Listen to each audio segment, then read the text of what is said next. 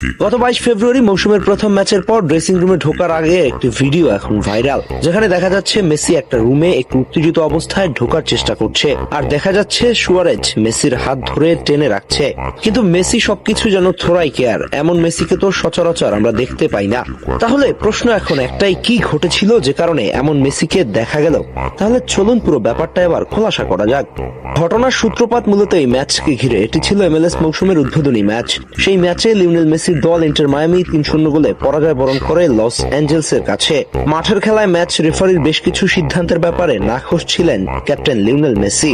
বিশেষ করে শেষের দিকের কিছু ফাউল এবং বাজে রেফারিং এর জন্য ক্ষিপ্ত হয়ে পড়েন মেসি, যে ঘটনার রেশ মাঠের বাইরে পর্যন্ত ছড়িয়ে পড়ে। ম্যাচ শেষে তাই মেসি সোজা চলে যান রেফারির রুমের সামনে এবং এক পর্যায়ে তিনি sorossori রেফারির রুমে ঢোকার চেষ্টা করেন।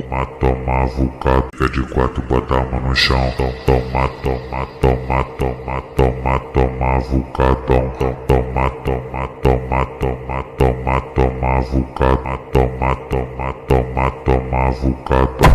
Toma, toma vulcadão. Toma.